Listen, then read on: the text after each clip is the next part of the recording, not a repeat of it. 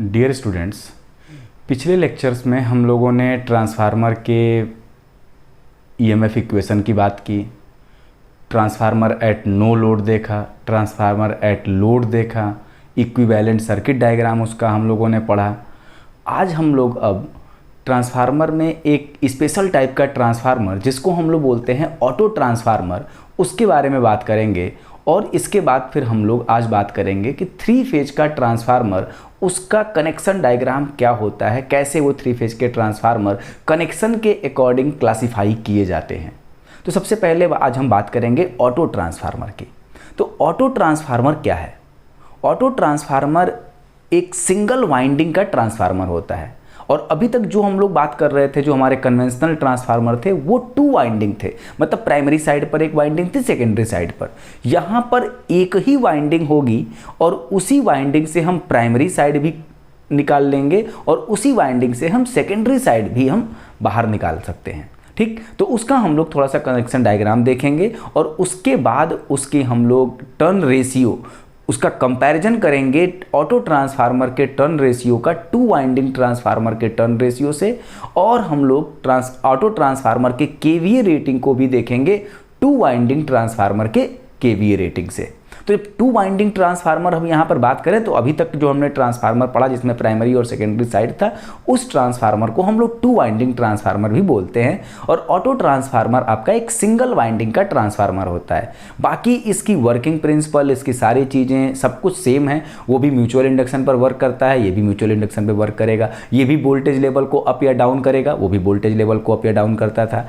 लेकिन बस इसकी स्पेशलिटी ये है कि ये अगर वोल्टेज लेवल को 2 to 3 टाइम्स, मतलब 2 गुना या 3 गुना करना होता है, तो उस केस में ये हमारा ट्रांसफार्मर ज़्यादा अच्छा होता है। लेकिन अगर हमें ज़्यादा मतलब टर्म्स उसको वो करने हैं, 10 गुना करना है, 15 गुना, 20 गुना करना है, तो उस केस में हमारा ये ऑटो ट्रांसफार्मर उतना अच्छा नहीं होता है। हमारा जो टू वाइंडिंग ट्रांसफार्मर है हम उसी को यूज करते हैं। तो अब अपने जो मोहल्ले में आप लोग देखते हो ट्रांसफार्मर, वो ट्रांसफार्मर आपका टू वाइंडिंग ट्रांसफार्मर है, वहाँ पर वोल्टेज लेवल का रेशियो ज़्यादा है। और हमारे घर में जो स्टेबलाइज़र होता है, जो टीवी या फ्रिज या हम लोग इसमें यूज करते हैं, वो स्टेबलाइज़र आपका बेसिकली एक ऑटो ट्रांसफार्मर है और वो एक सिंगल वाइंडिंग का ट्रांसफार्मर है। ठीक है, तो अब हम लोग बात करेंगे ऑटो ट्रांसफार्मर की।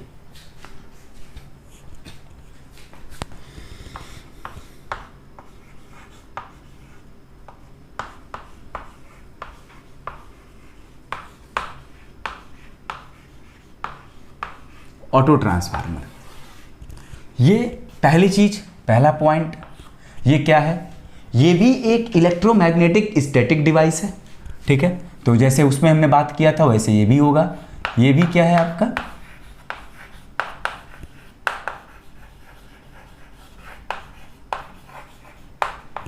Electromagnetic energy conversion static device. दूसरी चीज, ये किस पर वर्क करेगा?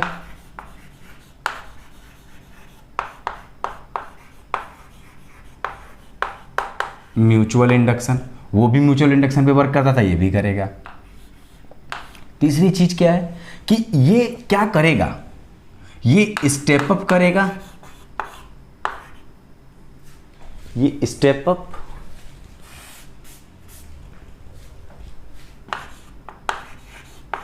Oblique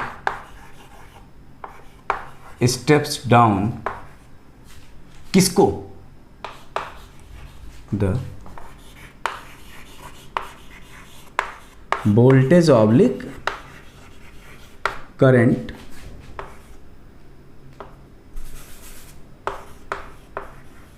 level up to 2 to 3 times. ये आपका 2 - 3 ना समझना, 2 to 3 टाइम्स है।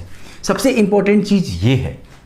तो ये आपसे अक्सर क्वेश्चन में पूछा जाता है कि what is the limitation of auto transformer over two winding transformer. तो हम लोग ये बोलेंगे कि two winding transformer steps up oblique steps down the current और oblique voltage level at any times. लेकिन ऑटो ट्रांसफार्मर क्या है कि स्टेप अप या स्टेप डाउन द वोल्टेज और current level up to 2 to 3 times. इसी के लिए हम लोग इसको यूज करेंगे, यही इसका एक एडवांटेज है। और इसकी भी आपकी जो पावर रेटिंग होगी, चूँकि ट्रांसफार्मर है तो केवीए में होगा, वोल्ट एम्पियर में होगा, इस तरीके से चीज़ें होंगी। ठीक, तो ये तो आपका पास इंट्रोडक्शन रहा कि ऑटो ट्रांसफार्मर क्या है। अब हम लोग इसको, अगर मान लो आपके पास एक 2 वाइंडिंग ट्रांसफार्मर है, अब समझना इस चीज़ को कि ये 2 वाइंडिंग ट्रांसफार्मर, इसकी प्राइमरी साइड ये है और इसकी सेकेंडरी साइड ये है। हम इसके प्राइमरी और सेकेंडरी को मिला के एक ऑटो ट्रांसफार्मर बनाने जा रहे हैं, वो हम यहाँ पर बना रहे हैं और इसकी एनालिसिस हम 2 वाइंडिंग ट्रांसफार्मर से करेंगे। हमने क्या किया कि प्राइमरी साइड को और सेकेंडरी साइड को एक ही कोर के ऊपर हमने यहीं पर क्या कर लिया, कनेक्ट कर दिया। प्राइमरी और सेकेंडरी दोनों वाइंडिंग्स को हमने इसी पर यहीं पर कनेक्ट कर दिया और एक तार हमने यहाँ से निकाल दिया और एक यहाँ से निकाल दिया, एक ये और एक ये, और इससे एक टर्मिनल बना दिया हमने। मतलब इस वाइंडिंग को हमने इसके ऊपर रखा और यहाँ पर कनेक्ट कर दिया, कनेक्ट करके हमने एक साइड इधर निकाल दिया, तो ये हमारे पास प्राइमरी हो गया। ठीक है, इसको हम प्राइमरी बोलेंगे। अब इसी से हम लोग करेंगे क्या, इसको हम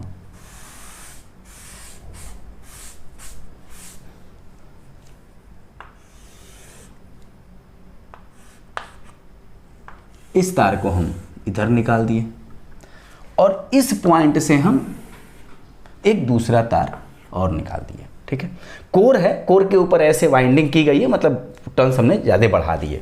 ठीक, अब देखो इसको हम यहाँ से भी कनेक्ट कर सकते हैं, यहाँ से भी कर सकते हैं, यहाँ से भी, यहाँ से भी। जितने से हम कनेक्ट करेंगे उतने ज़्यादा इस वाले वाइंडिंग में, इस वाले पोर्ट पर टर्न रेशियो उतने ज़्यादा होंगे और उतनी ही ज़्यादा यहाँ पर वाइंडिंग्स आएंगी। मतलब आप अक्सर देखते हो कि जो हमारा घर का स्टेबलाइजर है उसको हम लोग मूव करा के उसके रोटर को 1 2 3 4 5 6 करते जाते हैं और वोल्टेज लेवल बढ़ता जाता है। तो बेसिकली जब हम 1 पर रखते हैं तो वो यहाँ कहीं होता है, 2 पे रखेंगे वो यहाँ होगा, 3 पर रखेंगे यहाँ, 4 पे यहाँ, 5 पे यहाँ, 6 पे यहाँ, 7 पे यहाँ, 8 पे यहाँ, मैक्सिमम वोल्टेज दे देता है जितना आपके पास होता है। ठीक, तो ये हमारे पास अब ये 2 वाइंडिंग ट्रांसफार्मर, इस बात को समझना कि ये 2 वाइंडिंग ट्रांसफार्मर का प्राइमरी साइड है और ये 2 वाइंडिंग ट्रांसफार्मर का सेकेंडरी साइड। मतलब इस वाले को उठा के हमने यहाँ कर दिया और इस वाले को ये है, और इन दोनों को एक पॉइंट पर कनेक्ट कर दिया और कनेक्ट करने के बाद एक तार यहाँ से निकाल दिया, एक यहाँ से। तो ये हमारा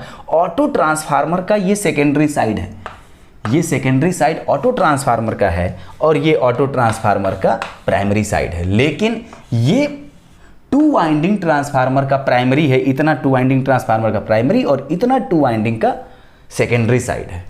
तो इस बात को समझने की कोशिश करिएगा। और अब हम लोग इसी से क्या करेंगे, एक रिलेशन बनाएंगे ऑटो ट्रांसफार्मर का, किससे, 2 वाइंडिंग ट्रांसफार्मर से।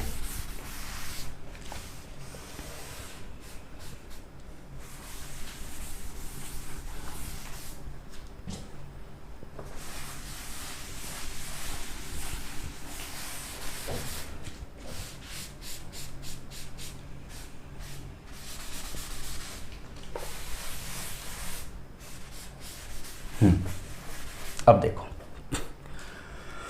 मान लेते हैं कि अब ये ऑटो ट्रांसफार्मर है तो इसके ये नंबर ऑफ टर्न्स यहां से लेके यहां तक, अब हम पूरा का पूरा इसके नोटेशन ऑटो ट्रांसफार्मर के टर्न्स में कर रहे हैं। इसके नंबर ऑफ टर्न्स यहां से लेके यहां तक N1 है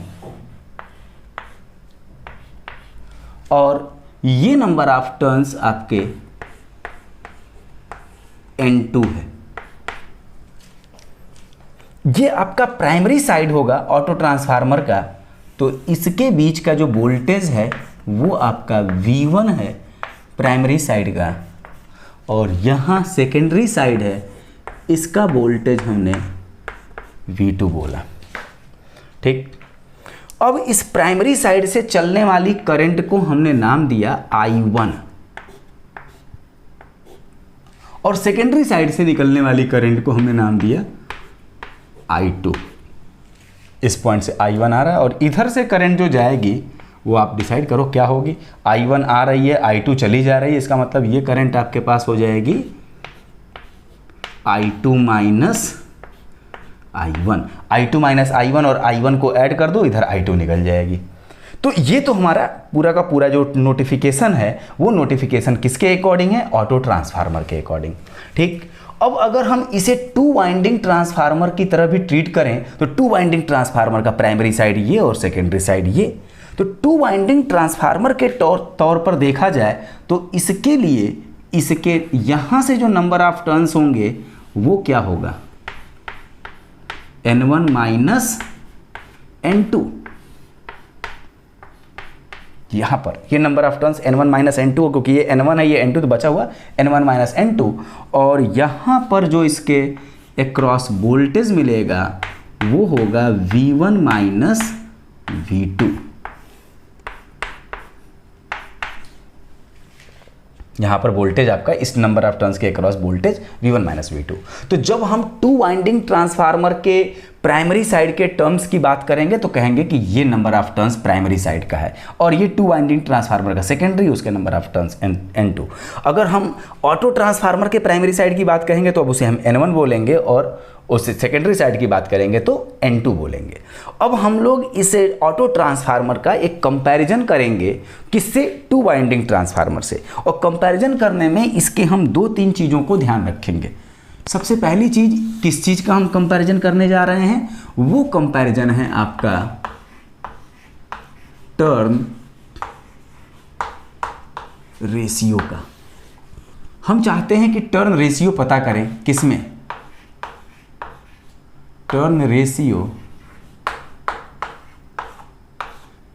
हम यहां लिख रहे हैं 80, 80 का मतलब है ऑटो ट्रांसफार्मर। तो टर्न रेशियो ऑटो ट्रांसफार्मर का मतलब क्या होगा, प्राइमरी का number of turns divided by secondary का number of turns. Turn ratio यही होता है, प्राइमरी का नंबर ऑफ टर्न्स क्या है N1 और सेकेंडरी का नंबर ऑफ टर्न्स क्या है N2, क्योंकि ऑटो ट्रांसफार्मर का प्राइमरी ये है और सेकेंडरी ये है। तो इसको हम लिख देंगे N1 डिवाइड बाई N2, या प्राइमरी का नंबर पर voltage induced divide by secondary का वोल्टेज इंड्यूस्ड। तो प्राइमरी पर जो इंड्यूस्ड वोल्टेज है V1 और सेकेंडरी पर जो इंड्यूस्ड वोल्टेज है V2, तो इसको हम क्या लिख सकते हैं, V1 बाई V2, और ये हमारा क्या होगा, A डैश बोलेंगे। A डैश क्यों बोला, क्योंकि ये ऑटो ट्रांसफार्मर का टर्न रेशियो है।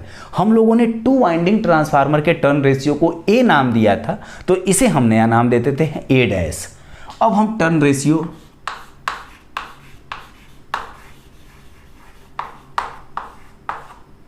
देखेंगे टू वाइंडिंग का। टू वाइंडिंग के लिए प्राइमरी क्या है, ये है, और सेकेंडरी क्या है, ये है। तो प्राइमरी के नंबर ऑफ टर्न्स क्या होंगे, प्राइमरी के number of turns N1 minus N2 divide by secondary का नंबर ऑफ टर्न्स N2, या प्राइमरी का वोल्टेज ये है डिवाइड बाई सेकेंडरी का वोल्टेज ये है। तो प्राइमरी का वोल्टेज क्या होगा, V1 minus V2 divide by secondary का वोल्टेज V2, और इसको हमने नाम दिया था वहां पर A। तो अब हम लोगों को काम यह है कि A और A डैश में रिलेशन बताना, मतलब टर्न रेशियो ऑटो ट्रांसफार्मर और turn ratio two winding transformer के बीच में हम लोग रिलेशन निकालेंगे। कैसे रिलेशन होगा, अब थोड़ा सा देखो, इसी में थोड़ा काम करो। इसको हम उठाते हैं इस वाली चीज़ को, तो यहाँ पर आप देखो N1 minus N2 upon N2 जो है ये क्या लिखा जा सकता है, N1 upon N2 minus 1, N2 से डिवाइड कर दिया हमने तो इस तरह से ये आ गया। और ये आपके पास क्या है, N1 अपॉन N2, यहाँ से देखिए क्या है A डैश माइनस ये 1, और ये पूरी चीज़ किसके बराबर थी, A के बराबर थे। तो यहाँ से हमें क्या मिला, A equal to A dash minus 1, या हम ये बोल सकते हैं A dash equal to A plus 1। और इसको हम और लिटरेचर में अगर लिख लें तो ये होगा turn ratio auto transformer equal to turn ratio two winding transformer plus 1।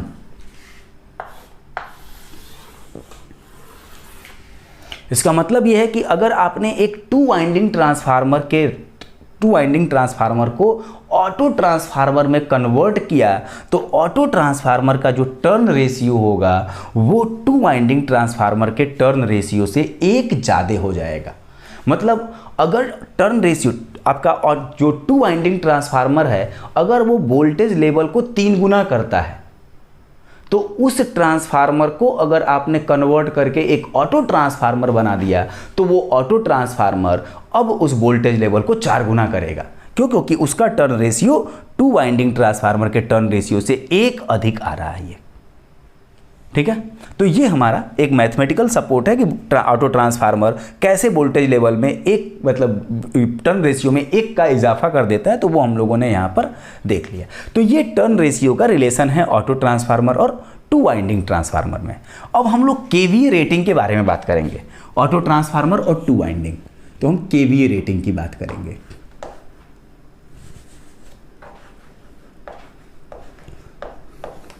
KVA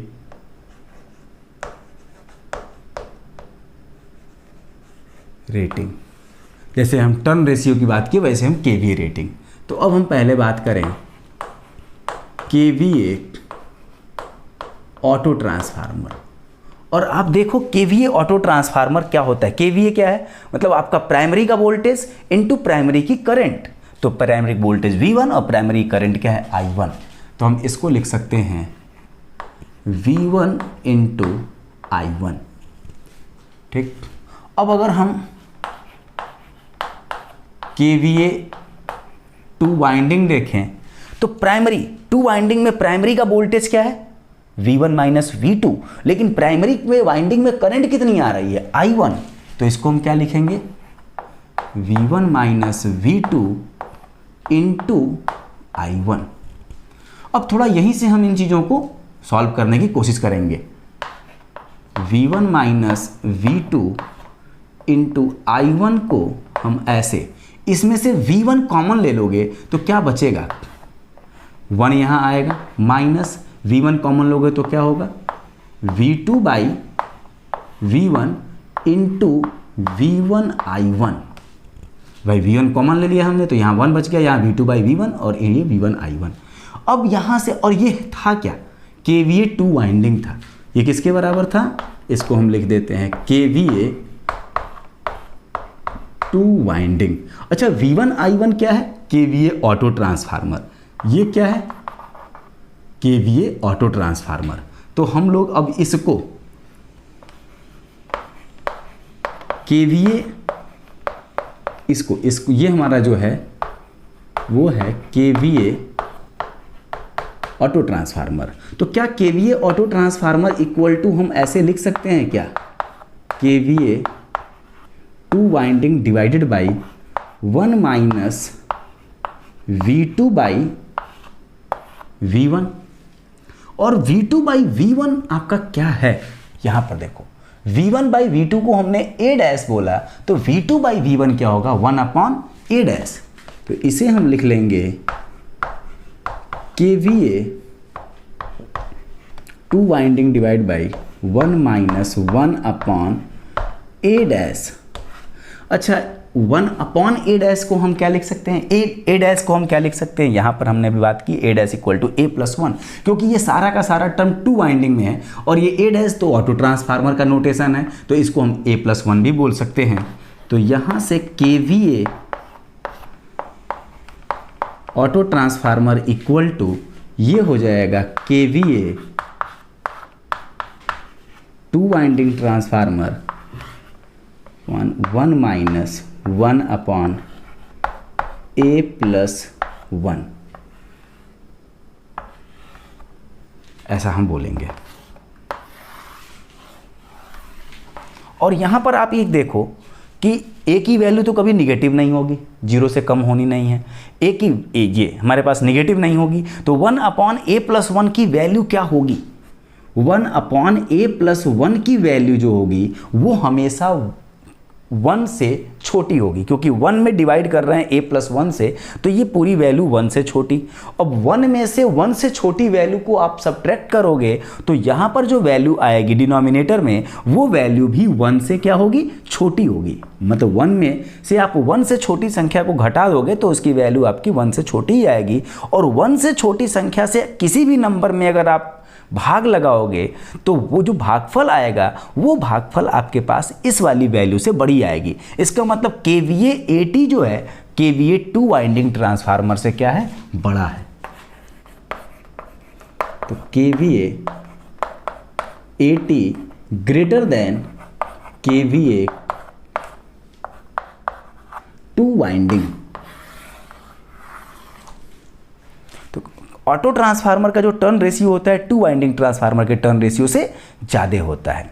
ठीक, अब एक चीज़ और आपसे 2 नंबर में क्वेश्चन पूछ दिया जाता है कि क्या अगर हम एक 2 वाइंडिंग ट्रांसफार्मर को ऑटो ट्रांसफार्मर में कन्वर्ट करें तो क्या हम कॉपर उसमें कुछ सेव कर पाएंगे, क्या हम कॉपर को कुछ बचा पाएंगे? तो आप थोड़ा दिमाग लगाओ कि जब ऑटो ट्रांसफार्मर बनाया हमने तो ऑटो ट्रांसफार्मर का टर्न रेशियो 2 वाइंडिंग से 1 ज़्यादा हो गया। और टर्न कॉपर कहाँ हम यूज करते हैं ट्रांसफार्मर में, वाइंडिंग्स बनाने के लिए, टर्न्स बनाने के लिए। ठीक है, तो अगर मान लो कि आपका ट्रांसफार्मर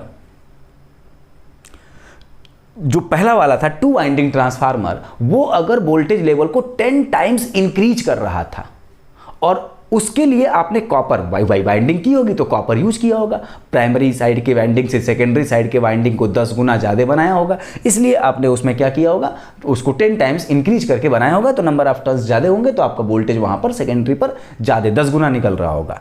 अब अगर आपने कुछ नहीं किया, अब आपने उस ट्रांसफार्मर को बस कन्वर्ट करके बना दिया ऑटो ट्रांसफार्मर, मतलब प्राइमरी और सेकेंडरी को लेके एक पर जोड़ के और एक ही कोर के ऊपर दोनों को वाइंड कर दिया और फिर यहाँ से एक तार निकाल दिया और एक प्राइमरी से निकाल दिया। अब उसके बाद देखोगे कि जो ऑटो ट्रांसफार्मर है वो वोल्टेज लेवल को 11 टाइम्स इंक्रीज करेगा। 11 टाइम्स इंक्रीज करने से क्या हुआ भाई, जो ट्रांसफार्मर आपका 10 टाइम्स कर रहा था जितने वाइंडिंग में, उतने ही वाइंडिंग में ऑटो ट्रांसफार्मर क्या कर रहा है, 11 टाइम्स कर रहा है। तो अगर हमें 2 वाइंडिंग ट्रांसफार्मर से 11 टाइम्स वोल्टेज को इंक्रीज करना होता तो हमें 2 वाइंडिंग ट्रांसफार्मर में 1 गुना टर्न और बढ़ाना पड़ता, तब जाके हम काम करते। और टर्न बढ़ा रहे हैं इसका मतलब वाइंडिंग के लिए हम कॉपर लेते, भाई वाइंडिंग करते इसका मतलब कॉपर वहां पर कहीं ना कहीं आता। तो कॉपर की भी हमने इसमें क्या कर ली, बचत कर ली, तो कॉपर को सेव कर लेते हैं। तो आपसे क्वेश्चन पूछ देता है कि is there is a copper saving in 2 winding transformer if we convert 2 winding transformer into auto transformer, तो एस हम लोग वहां पर क्या करते हैं, कॉपर सेविंग करते हैं। ठीक, तो अब इस पर एक छोटा सा न्यूमेरिकल भी हम लोग देख लेते हैं और इसी के साथ साथ हम लोग फिर अब 3 फेज ट्रांसफार्मर की बात करेंगे। तुरंत एक न्यूमेरिकल हम बोलते हैं यहीं पर और उसको 2 मिनट के अंदर इसको सॉल्व भी कर लेंगे। तो देखिए हमारा ये क्वेश्चन है 11 KVA 2200/220 volt 2 winding transformer is converted into an auto transformer, find turn ratio and KVA rating of auto transformer. देखिए ये 2 वाइंडिंग ट्रांसफार्मर का KVA रेटिंग है, ये हमारे पास 2 वाइंडिंग ट्रांसफार्मर के प्राइमरी और सेकेंडरी का वोल्टेज दिया हुआ। जब मैंने बोला भी था आपको न्यूमेरिकल में कि अगर आपको ये नहीं बताएगा कि लोड किधर कनेक्टेड है, सोर्स किधर कनेक्टेड है, तो ये प्राइमरी और ये सेकेंडरी। तो आपके पास पहले 2 वाइंडिंग ट्रांसफार्मर की सारी चीजें लिख लो। तो 2 वाइंडिंग ट्रांसफार्मर का KVA रेटिंग, तो KVA आपका 2 वाइंडिंग का कितना है, 11 KVA। और A जो है जिसको हम बोलते हैं टर्न रेशियो, किसका, 2 वाइंडिंग का, 2 वाइंडिंग के टर्न रेशियो को हमने नाम दिया था A। तो A क्या होगा, 2200/220, तो ये आ जाएगा 10। तो ये 2 वाइंडिंग ट्रांसफार्मर का है। अब अगर हमें ऑटो ट्रांसफार्मर की बात करनी है तो turn ratio 80 equal to turn ratio किसका होता है,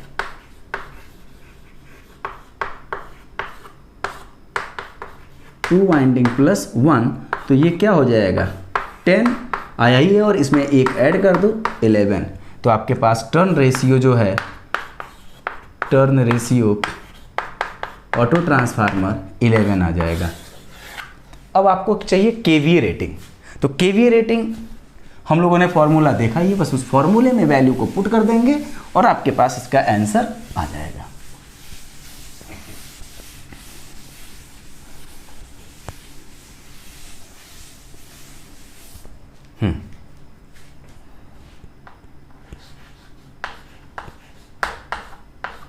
केवीए ऑटो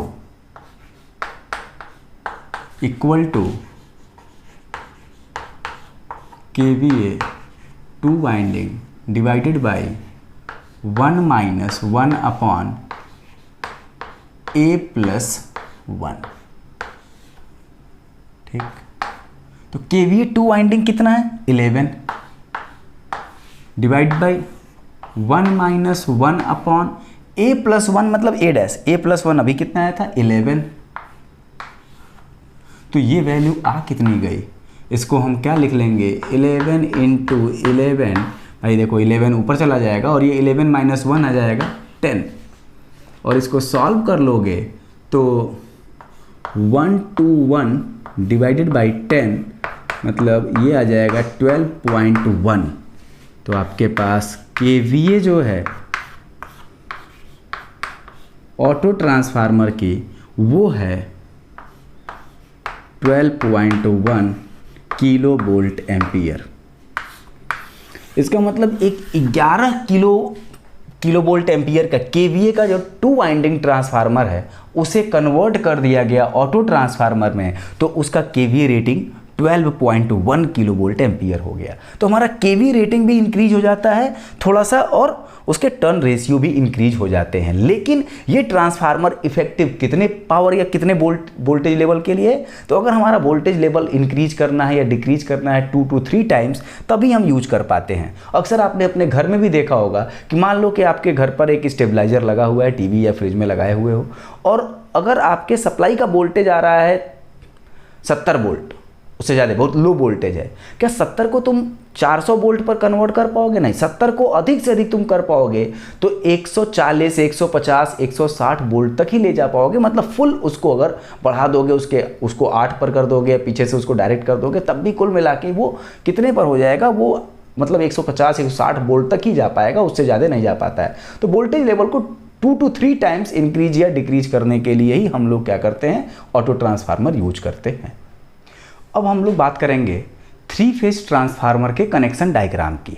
तो जब भी 3 फेज ट्रांसफार्मर की बात आएगी तो वहाँ पर हमारे पास तुरंत स्टार कनेक्शन और डेल्टा कनेक्शन की बात आ जाएगी, क्योंकि 3 फेज में 2 ही तरह के कनेक्शन होते हैं, एक स्टार कनेक्शन और एक डेल्टा कनेक्शन। तो सबसे पहले हम ये देखेंगे कि स्टार कनेक्शन और डेल्टा कनेक्शन कैसे बनाया जाता है, इसके बाद फिर हम लोग उसका कनेक्शन डायग्राम 3 फेज ट्रांसफार्मर का भी देख लेंगे। ठीक, तो मान लो कि आपके पास, सबसे पहले याद करो कि हम लोगों ने स्टार कनेक्शन ऐसे बात की थी, ऐसे हमारे पास रेजिस्टेंस है, और थोड़ा सा इसको देखो, मान लो ये आपके पास एक फेज है, तो ये फेज है तो इसके 2 टर्मिनल हैं, एक A1 और एक A2। वैसे ही ये एक फेज है तो इसके भी 2 टर्मिनल B1 और ये वाला आपका B2, इसके भी 2 फेज हैं, C1 और ये C2। अब अगर आपके पास 3 तार हैं, ऐसे 3 तार हैं,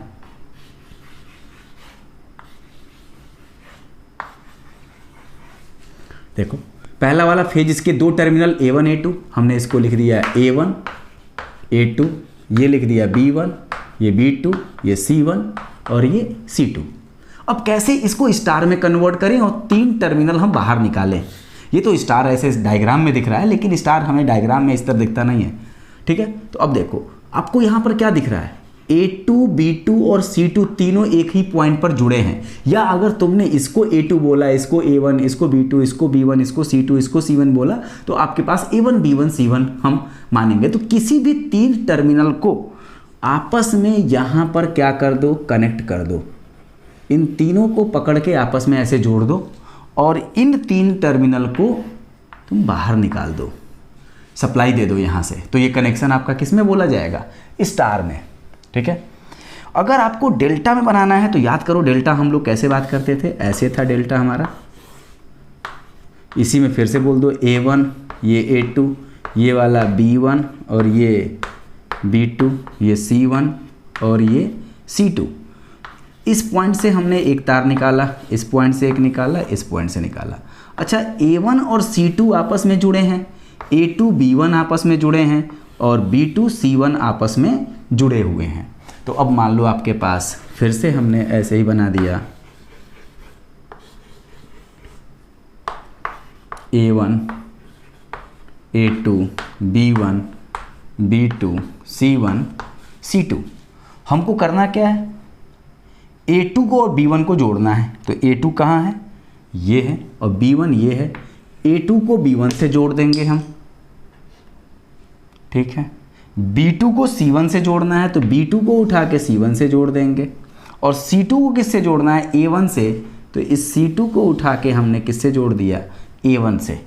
अब हम चाहें तो A1 से, A2 से, इस तरह से A1 B1 C1 इन तीनों पॉइंट से 3 तार निकाल दें। तो हम चाहें यहाँ से निकाल दें 3 तार, या फिर हम यहाँ से 3 तार बाहर निकाल दें, और ये हमारा कनेक्शन बोला जाएगा डेल्टा कनेक्शन। तो देखने में डेल्टा तो ऐसा दिख रहा था, लेकिन एक्चुअल में जब कनेक्शन करेंगे तो वो इस तरह की चीज़ें होंगी, ठीक। तो ये हमारे पास डेल्टा हो गया, ये स्टार हो गया। अब हम बात करेंगे 3 फेज ट्रांसफार्मर का कनेक्शन। तो connections of 3 phase transformer.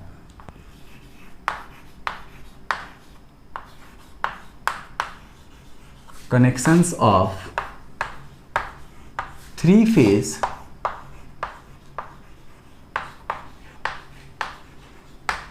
Transformer. तो कनेक्शन के आधार पर हम 3 फेज ट्रांसफार्मर को 4 तरीके से बांटते हैं। पहला हमारा है, अगर हम प्राइमरी साइड को स्टार कनेक्शन बोले और सेकेंडरी साइड भी स्टार तरीके से करें, तो ये हमारा कहा जाएगा स्टार स्टार ट्रांसफार्मर, 3 फेज का ट्रांसफार्मर। दूसरा, पहले को हम स्टार से करें प्राइमरी को, और सेकेंडरी को डेल्टा कनेक्शन में करें, तो हम इसे बोलेंगे स्टार डेल्टा ट्रांसफॉर्मेशन। तीसरा हमारे पास है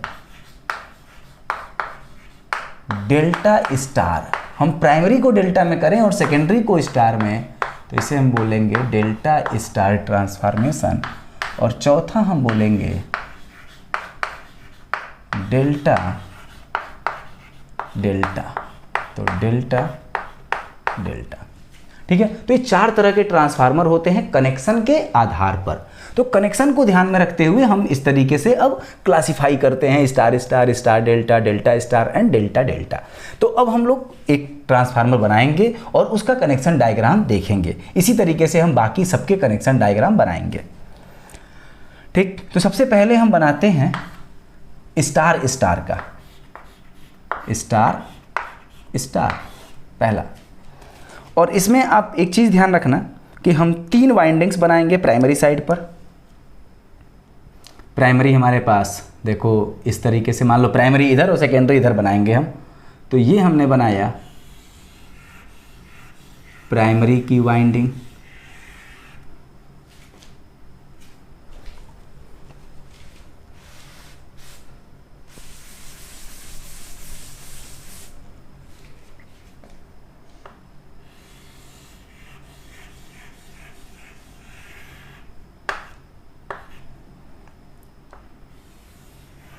प्राइमरी पर 3 फेज बनाने होंगे,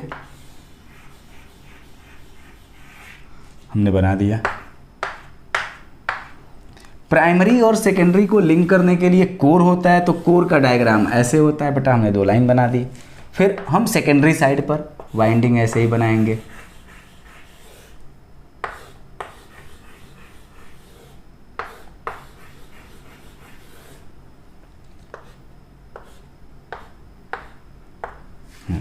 अब ये वाला भी हमारा स्टार ही होना है और इस वाले को भी हमें किस में जाना है, स्टार में। तो अब हमारा दोनों स्टार है, इसको हमने लिख लिया A1 A2 B1 B2 C1 C2 primary side का। वैसे ही सेकेंडरी में भी A1 A2 B1 B2 C1 C2। Primary में भी 3 वाइंडिंग्स हैं, सेकेंडरी में 3 वाइंडिंग्स। स्टार बनाना है, प्राइमरी को क्या कनेक्शन करें, A2 B2 C2 को पकड़ के आपस में जोड़ दें। तो हम क्या करें, A2 B2 और C2 को आपस में कनेक्ट करें। कैसे कनेक्ट करेंगे, A2 को उठा के B2 से जोड़ दिया और B2 को उठा के हमने C2 से जोड़ दिया। और यहीं से क्या होता है, स्टार कनेक्शन में याद करो, यहीं से एक न्यूट्रल पॉइंट निकलता है। तो हम लोग यहाँ से क्या कर देंगे, किसी एक पॉइंट से न्यूट्रल निकाल देंगे। ये न्यूट्रल भी हो गया आपका, ठीक। अब बचा हुआ A1 B1 C1, तो A1 B1 C1 से हम मेन सप्लाई को कनेक्ट कर देंगे। ये A1 से कनेक्ट कर दिया, इसको हमने B1 और ये हमारे पास है C1 से हमने कनेक्ट कर दिया। तो हमारा ये वाइंडिंग जो है प्राइमरी साइड किस में कनेक्ट हो गया, स्टार में। और देखो इस 3 फेज के ट्रांसफार्मर में 3 तार आते हैं और एक न्यूट्रल होता है, तो न्यूट्रल हमारे पास हो गया और 3 फेज हमारे पास ये हो गया, 3 लाइन्स हैं। सेम वैसे ही इसको भी स्टार बनाना है, तो A2 B2, A2 को किससे कनेक्ट कर दिया, B2 से, B2 को C2 से, और यहाँ से हम क्या कर दें, न्यूट्रल निकाल दें और A1 से एक तार बाहर निकाल दो, B1 से और C1 से। तो ये आपके पास स्टार स्टार ट्रांसफार्मर हो गया। प्राइमरी साइड आपका ये है स्टार और सेकेंडरी साइड भी क्या है आपका स्टार। तो प्राइमरी और सेकेंडरी दोनों स्टार कनेक्ट कर दिया, तो ये हमारा ट्रांसफार्मर हो गया स्टार स्टार कनेक्शन। अब हमको दूसरा पढ़ना है स्टार डेल्टा, मतलब प्राइमरी स्टार। बड़ा आसान सा क्वेश्चन ये होता है डायग्राम और उसके ड्राइंग के पॉइंट ऑफ व्यू से। दूसरा हमें देखना होगा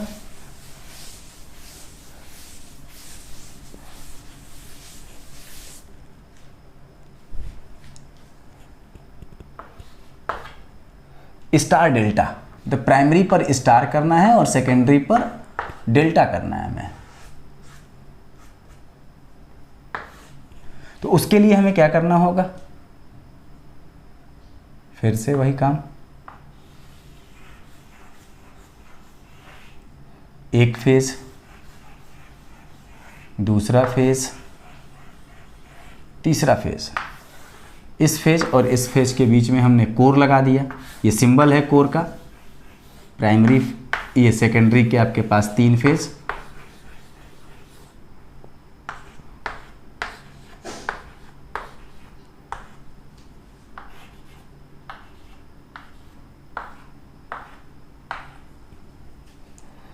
इसके नाम लिख लिया, A1 A2 B1 B2 C1 C2, A1 A2 B1 B2 C1 C2, ठीक।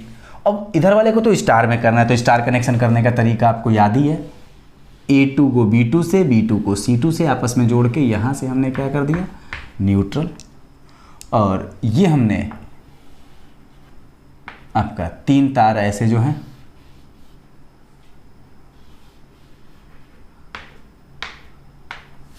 ये निकाल दिया। तो ये हमारा बन गया स्टार कनेक्शन। और ये किस तरह है, प्राइमरी साइड, और इधर हमें क्या बनाना है, सेकेंडरी साइड। अब सेकेंडरी साइड याद करना अभी क्या था, डेल्टा कनेक्शन करना है। सेकेंडरी को डेल्टा में करना है, तो डेल्टा में करने के लिए हम लोगों ने क्या किया था, A2 का कनेक्शन B1 से होना था और B2 का कनेक्शन C1 से और C2 का कनेक्शन A1 से होना था। ऐसे ये भी बहुत आसान होता है, इसको इससे जोड़ो, इसको इससे और इस वाले को इससे जोड़ो। अब इसके बाद फिर क्या करना है, हमें इसके 3 टर्मिनल बाहर निकालने हैं। तो या तो A1 B1 C1 से बाहर निकालो या A2 B2 C2 से बाहर निकाल दो। तो हमने A1 से एक तार बाहर निकाल दिया, B1 से और एक C1 से, और इसमें 3 टर्मिनल होंगे, न्यूट्रल इसमें नहीं बन पाता है, ठीक। तो ये हमारा क्या हो गया, डेल्टा कनेक्शन, और उधर क्या बन गया, स्टार कनेक्शन। अब अगर मान लो कि आपके पास डेल्टा स्टार बनाना है, तो डेल्टा स्टार मतलब यहाँ पर हम इसको ऊपर बना देंगे और इसको नीचे बना देंगे, तो ये बन जाएगा हमारा डेल्टा स्टार। और डेल्टा डेल्टा मतलब जैसा इधर है वैसा ही इधर बना देंगे, तो हमारे पास ये हो जाएगा डेल्टा डेल्टा। हम बहुत जल्दी से इसको दोनों को बना देते हैं। तीसरा आपके पास है डेल्टा स्टार, डेल्टा स्टार, पहला, दूसरा, तीसरा। इसके बाद हमने सेकेंडरी के 3 तार बना दिए ऐसे। हम नाम इस पे नहीं लिख रहे हैं क्योंकि हम समझा दिए हैं आपको इन सारी चीज़ों को। इधर बनाना है डेल्टा, तो डेल्टा हम लोग क्या करेंगे, इसको इससे जोड़ेंगे, इसको इससे जोड़ेंगे और इसको इससे जोड़ेंगे और इस पॉइंट से एक तार बाहर निकाल देंगे, एक इस पॉइंट से और एक इस पॉइंट से। ये क्या बन गया, डेल्टा।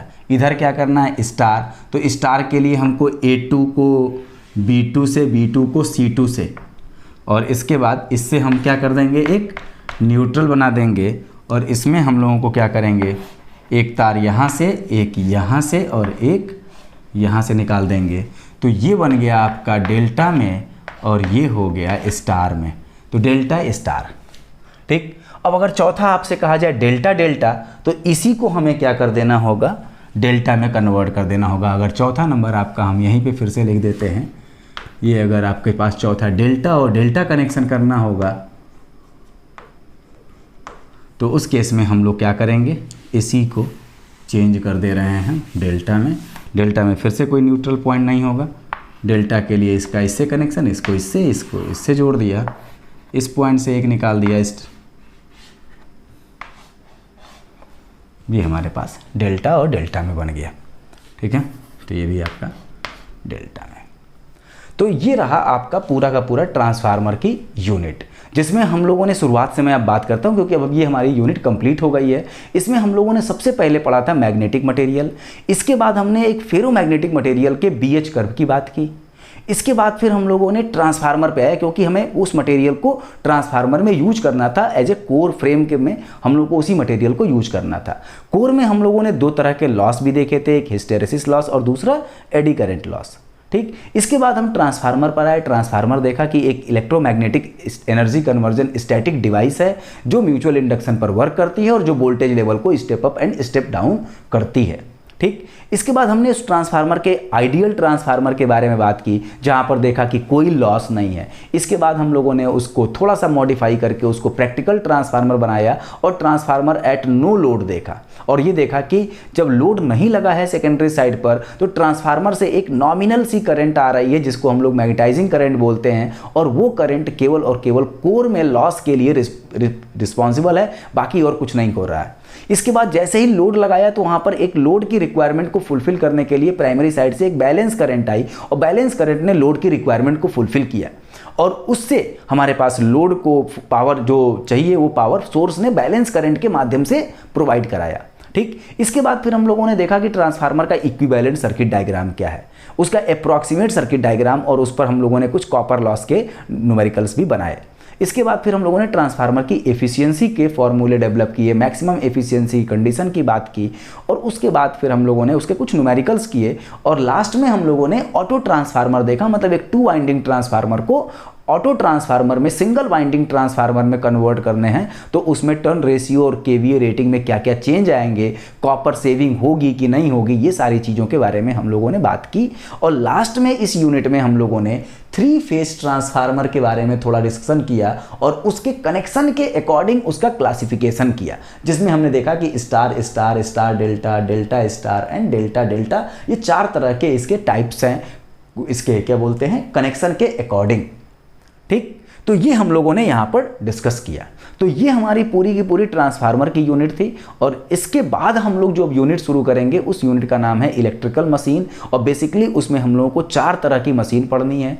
डीसी मशीन बात करनी है, सिंगल फेज इंडक्शन मोटर पढ़ना है, 3 फेज इंडक्शन मोटर पढ़ना है, और सिंक्रोनस मशीन के बारे में हमें बात करनी है, ठीक है। तो अब अगली क्लास जो हम लोगों की होगी वो हमारी क्लास होगी अब इलेक्ट्रिकल मशीन्स पर।